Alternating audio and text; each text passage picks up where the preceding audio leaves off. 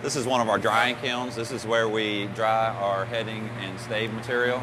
We dry it down to around 10 or 12% moisture content, and it enters around 20%. And how long, Neil, would that typically stay in the kiln for? 7 to 10 days based on ambient temperature. Right, and then presumably straight for process at the cooperage? Straight into the process, yes.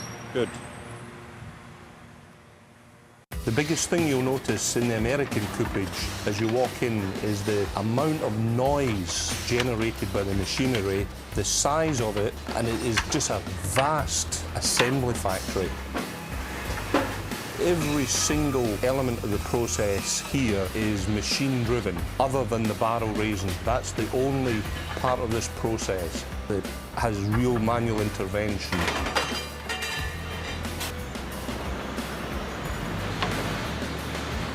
They have to do that to get the number of casks out in production.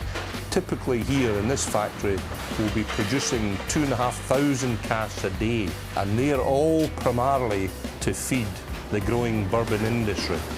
Here, the casks are much cheaper than they are in Spain. Typically, a new American bourbon cask will be $120, maybe $130. When you compare that against the Spanish sherry butt that was costing maybe $1,000 per cask, albeit it's a smaller cask, but you can see where machinery helps production and helps keep costs down. The highlight of all these tours, however, has to be the barrel charring process, where half a dozen casks go in at a time and are subjected to heat upwards of 1,000 degrees per cask, and you can see this belch of flame leaping out only for about 30 to 45 seconds, depending on the specification the customer asks for, and then just with a simple spray of water, it's extinguished. It's this firing process, this charring, that imparts this most pronounced flavour into bourbon, you know, the rich, creamy caramel vanilla flavours that we all know. The head toasting section is similar to the charring process.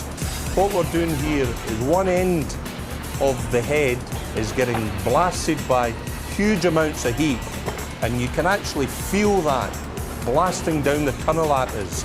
The head then comes out and it goes through a dip of beeswax, and what the beeswax does is it helps to seal the cask. Once the head goes into the main bulk of the barrel, it also acts as a lubricant to ease the head in rather than forcing the head in and shattering some of the wood. Here we're at one of the planers in Bluegrass Cooperage. This machine starts putting the angles into the staves. And if you look at this, the machine is planing a chamfered line down the full length of the stave and is also putting an angle into the wood. That helps the barrel raiser when it comes to building the cask to form the shape of a typical barrel.